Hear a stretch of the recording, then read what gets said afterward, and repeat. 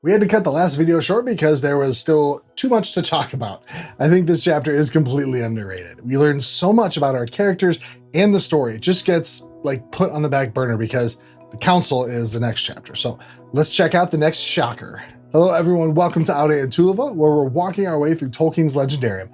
Today is part 2 of book 2, chapter 1, Many Meetings. Let's go. This is probably the biggest shocker to everyone right here. Let's give you a quick build-up. Frodo and Gandalf just had a big conversation where Frodo realized Strider is actually descended from the Númenórean kings of old. After waking the next day, Sam fetches Frodo to bring him to the big feast. When he comes out of the room, we get Pippin's first line of the chapter and Gandalf's response. "Hooray!" cried Pippin, springing up. "Here's our noble cousin. Make way for Frodo, Lord of the Ring." "Hush," said Gandalf from the shadows at the back of the porch. "Evil things do not come into this valley, but all the same we should not name them. The Lord of the Ring is not Frodo, but the master of the Dark Tower of Mordor, whose power is again stretching out over the world. We are sitting in a fortress. Outside it is getting dark." "Gandalf has been saying many cheerful things like that," said Pippin. "He thinks I need keeping in order, but it seems impossible somehow to feel gloomy or depressed in this place. I feel I could sing if I knew the right song for the occasion." I think you all know where I'm going with this one. Drum roll, please. Gandalf gets annoyed at Pippin a bunch. I know, right? Crazy. No one could have ever seen that coming.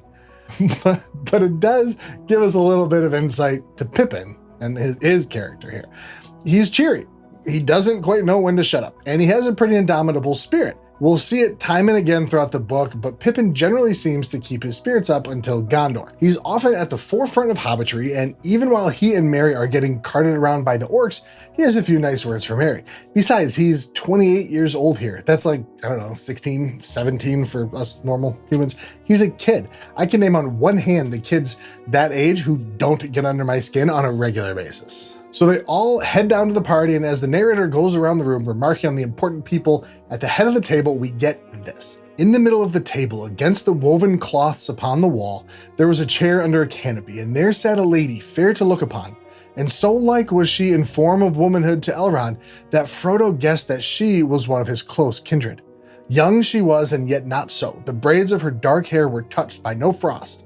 Her white arms and clear face were flawless and smooth, and the lights of stars was in her bright eyes, gray as a cloudless night. Yet queenly she looked, and thought and knowledge were in her glance, as of one who has known many things that the years bring. Above her brow her head was covered with a cap of silver lace, netted with small gems, glittering white. But her soft gray raiment had no ornament save a girdle of leaves wrought in silver. So it was that Frodo saw her whom few mortals have yet seen, Arwen, daughter of Elrond, in whom it was said that the likeness of Luthien had come on earth again, and she was called Undomiel, for she was the even star of her people. Okay, we all know Bilbo isn't quite as prosy as you would like to think. We're probably thinking Frodo wrote this chapter in the book. And in general, I would say yes. Corey also makes a good point when going over this in his live stream, which of course I'll link below. Essentially, as we read through the first description of Arwen, we can notice it may seem a bit wandering. It sounds very lovely, but it does not, it kind of seems to be like a stream of consciousness almost. Then we get to the next paragraph and the tone seems to change a little. Frodo saw her whom few mortals had yet seen. Conclusion, gotta be Finnegill, King's writer. Sitting in Gondor, copying down the Red Book for Aragorn and Pippin, and he sees this description, which immediately flows into how embarrassed Frodo is to be sitting at a table with such powerful and wise people. He's affronted. His king's wife given merely a physical description? Faugh! So he adds the next paragraph in, not only telling us her name and her other name, but letting us know how special it was that Frodo got to see her and making sure we know she's related to Luthien. Obviously, first-time readers won't really know who Luthien is besides the song from Aragorn at Weathertop. She was an elf princess, basically part elf, part Maya, who married a human man, Beren. In fact, Arwen is Luthien's great-great-granddaughter on her father's side. Aragorn is descended from Luthien too, but way further removed, so don't worry about that. Beren was given a task to complete before he could marry Luthien, as went Aragorn, but Finnegill wants to make sure we know who she is and give her proper reverence, so if the section seems a bit jarring, I mean, you're in good company.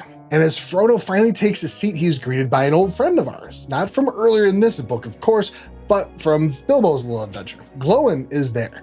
There's not too much to tell with Glóin other than he hints at some important things that we'll learn about in the next chapter regarding Balin, Ori, and Owen. As dinner wears down, Frodo realizes he misses Bilbo quite a lot. And we get this exchange between Glowin and Frodo. Glowin looked at Frodo and smiled. "You were very fond of Bilbo, were you not?" he asked. "Yes," answered Frodo. "I would rather see him than all the towers and palaces in the world."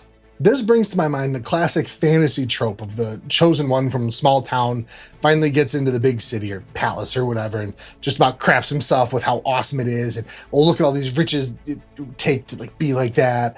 And as I'm finishing up the Wheel of Time series currently, the first character that crosses my mind is Matt Cawthon. He was fine until he left his small town, and then he was worried about being poor. And then he wore fancy clothes and couldn't dream of just being a farmer anymore. But that's the exact opposite of Frodo here. He's in a magnificent house, basically a palace to him. He's heard stories from Bilbo his whole life, and now some from Aragorn. He still doesn't want to see these wonders. He just wants to see his uncle. He doesn't have to wait long though. They move into the Hall of Fire where we have two surprises. One is Bilbo, of course. The second will probably surprise you more. When Frodo asks what Bilbo is doing, Tolkien says this: "Why, sitting and thinking. I do a lot of that nowadays, and this is the best place to do it in as a rule." "Wake up indeed," he said, cocking an eye at Elrond. There was a bright twinkle in it and no sign of sleepiness that Frodo could see. "Wake up. I was not asleep, Master Elrond, if you want to know. You have all come out from your feast too soon, and you have disturbed me in the middle of making up a song. I was stuck over a line or two and was thinking about them, but now I don't suppose I shall ever get them right. There will be such a deal of singing that the ideas will be driven clean out of my head. I shall have to get my friend the Dunedain to help me. Where is he?" Elrond laughed. "He shall be found," he said. "Then you two shall go into a corner and finish your task, and we will hear it and judge it before we end our merrymaking." It was subtle, but it was there. Elrond takes part in hobbitry. I know, I about died when I realized that Bilbo gives a response that seems pretty normal for any hobbit, "Wake up indeed," and judges Elrond to have interrupted him. Bilbo very much plays the wounded creative who will never be able to finish his masterpiece now because he's lost the vibe. But Elrond doesn't miss a beat. He just laughs it off and basically tells him to finish it up so we can judge it before we stop the party. It's not quite as, fluid as you and has like a loftier air than hobbit to hobbit hobbitry, but it's better than Aragorn's attempts. It's a great reminder that the tra-la-la-lally elves are real and not just from the Hobbit. While Bilbo is waiting for Aragorn to show up, we get to see something pass between Bilbo and Frodo that, while not actually changing their relationship, still changes things forever. "Well, I should just like to see it for a moment," said Bilbo. When he had dressed, Frodo found that while he slept, the ring had been hung about his neck on a new chain. Light but strong. Slowly he drew it out. Bilbo put out his hand, but Frodo quickly drew back the ring. To his distress and amazement, he found that he was no longer looking at Bilbo. A shadow seemed to have fallen between them, and through it he found himself eyeing a little wrinkled creature with a hungry face and bony groping hands. He felt a desire to strike him. The music and singing around them seemed to falter, and a silence fell. Bilbo looked quickly at Frodo's face and passed his hand across his eyes. "I understand now," he said. "Put it away. I am sorry." This is a heartbreaking moment. Frodo and Bilbo sundered from each other, even if just for a moment. But what we see here is different than we see in the movies. Bilbo doesn't transform into a golem-like creature, rah! Instead, Tolkien uses his favorite ambiguous word, seem. Shadow seemed to fall between them. Through the shadow is when Bilbo looked different. I think this is a bit of a ring moment. Hard to say for sure, as we don't really know the full capabilities of the ring, but we do know it makes the bearer obsessed with it, loath to relinquish it. And when encountered with someone else who wants to see it, it refuses, especially when it's someone who gave it away willingly already. Someone it couldn't bend to its will and use for its purposes. Someone who, in this situation, has less power to take it to Sauron than the current ring bearer. Of course, the ring would exert any power it had to stay away from that person. Bilbo's response is understandable. He has remorse. He wishes he never put Frodo in this situation in the first place. He says a sentence or two later, "Don't adventures ever have to end?" I suppose not. Someone else always has to carry on the story. Well, can't be helped. Of course, this brings to mind the conversation between Frodo and Sam later in the book. They're on the stairs of Cirith Ungol, and Sam, talking about Beren, ends his thoughts with this: "Don't the great tales never end?" "No, they never end as tales," said Frodo, "but the people in them come and go when their part's ended. Our part will end, later or sooner." Bilbo inadvertently stumbles upon this thought as he is mourning what Frodo is going through and what he expects Frodo will have to go through. The great tales they speak of are full of pain, heartache, terror. Hador, Húrin, Túrin, and Beren are all named elf friends, and have the greatest of tales in the Silmarillion. But try and read The Children of Hurin and tell me there isn't like almost guaranteed heartbreak coming for Frodo. And tying the tales together is Bilbo's song he was trying to finish. Strider comes along and they finish everything up. While Frodo is sitting and listening, he suddenly realizes it's Bilbo's singing that he hears. I won't go through the whole poem here, but please don't skip it when you read through. It's really, really amazing. From Everend's lofty hills where softly silver fountains fall, his wings him bore a wandering light. Beyond the mighty mountain wall, from world's end, then he turned away and yearned again to find afar his home through shadows journeying and burning as an island star. On high above the mist he came, a distant flame before the sun, a wonder ere the waking dawn, where gray the Norland waters run. And over Middle-earth he passed, and heard at last the weeping sore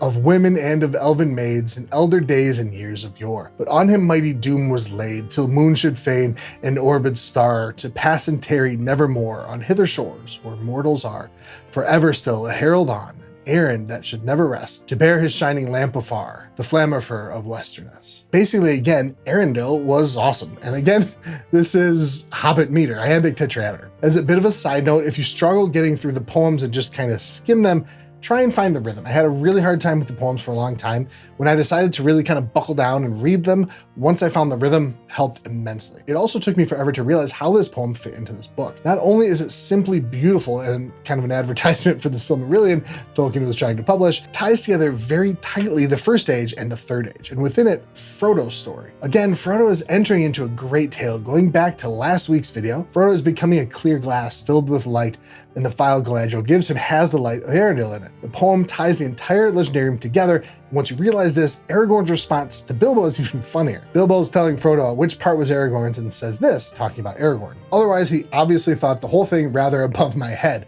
and he said that if I had the cheek to make verses about Arendelle in the House of Elrond, it was my affair. I suppose he was right. And you may think it's a simple thing. Well, yeah, Arendelle is Elrond's dad. He's one of the greatest living beings ever, and you're gonna just kind of make up a song about him? It's like a big oof. Yeah, that's part of it. But when you really think about Elrond's story in his childhood, hits a little harder, especially now my daughter is like a year and a half old. So think about this. Arendelle, Elrond's father, was out at sea when the third kinslaying happened. Elrond and his brother Elros were taken captive after witnessing their friends killed by other elves. In the second age, he worked under Gil-galad, almost dies in Eregion, sees what could be the closest thing to a current father figure, Gil-galad, die at the hand of Sauron, and then has his daughter, an immortal elf, fall in love with a mortal man. All this while never getting to see his father again, except as a star from far away. I mean, sure, at this point, he probably is pretty cool with stories of his dad being told. I mean, it's a great story, but you can understand why it's a little cheeky for a hobbit who's only been alive for a little over a century to make a song about one of the greatest heroes ever, who's also the wayward father of the guy who owns the house you're staying in. It's pretty heavy, but I'd like to end on a bit of a lighter note, more hobbitry. Once Bilbo is done singing, we get this exchange between him and a different elf. "Now we had better have it again," said an elf. Bilbo got up and bowed. "I'm flattered, Lindir," he said, "but it would be too tiring to repeat it all." "Not too tiring for you," the elves answered, laughing. "You know you are never tired of reciting your own verses, but really we cannot answer your question at one hearing." "What?" cried Bilbo. "You can't tell which parts are mine and which were the Dúnedain's? It is not easy for us to tell the difference between two mortals," said the elf. "Nonsense, Lindir," snorted Bilbo.